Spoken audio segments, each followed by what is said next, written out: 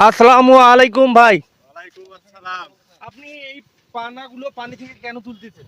আসলে মূলত আপনি একটু উপরে আসবেন কি? আপনার সাথে একটু কথা বলতে চাচ্ছি।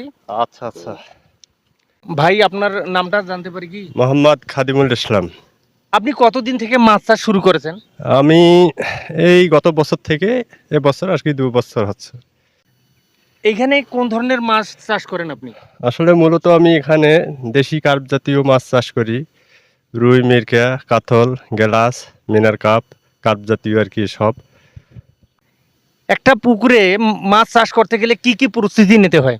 প্রথম অবস্থায় আপনার চুন প্রয়োগ করতে হবে, তারপর 3 দিন পর সার প্রয়োগ করতে হবে, করার পর পানি পরীক্ষা করতে হবে কি পর্যায়ে আছে।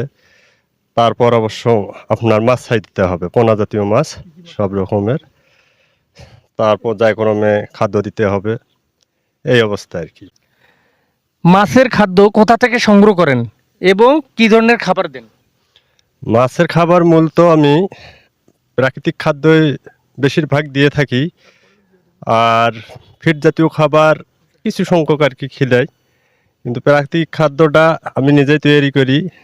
আপনার হচ্ছে ইউরিয়া সার, টিএসপি, খোল, আপনার আটা, নালি গুড়, এসব জাতীয় জিনিস দিয়ে আমি মোটামুটি আর কি দেশি খাবার, এই প্রাকৃতিক খাবার তৈরি করি।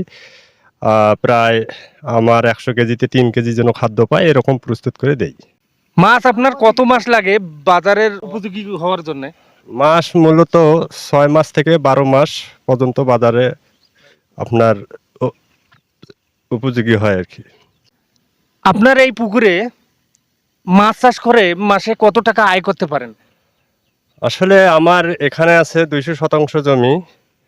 তো আমি মাসিক হিসাব করি না, বছর শেষে একটা হিসাব করি। বছর শেষে আমার প্রায় 2 লক্ষ থেকে 2.5 লক্ষ টাকা বেনিফিট পাই।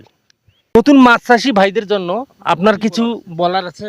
অবশ্যই আমার বলা আছে, যারা নতুন মাছ চাষ করবে অবশ্যই মাছে এখন বাংলাদেশে যেহেতু লাভজনক একটা ব্যবসা, আর আমাদের দেশে যেহেতু যুব সমাজ অনেক, মানে বেকারত্ব অনেক, তাই আমি বলবো ভাইদের যে অবশ্যই আপনারা মাছ চাষ করেন। মাছ চাষে বর্তমান প্রেক্ষাপটে অবশ্যই লাভবানজনক একটা প্রতিষ্ঠান। আপনারা অবশ্যই চেষ্টা করেন, এগিয়ে আসেন।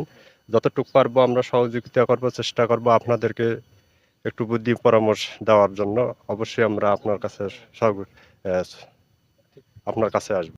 মাছ চাষের বড় চ্যালেঞ্জ বা অসুস্থতা কি, সমস্যা কি? আসলে মূলত মাছ চাষে বড় সমস্যা অক্সিজেন ফেল করে মাঝে মাঝে।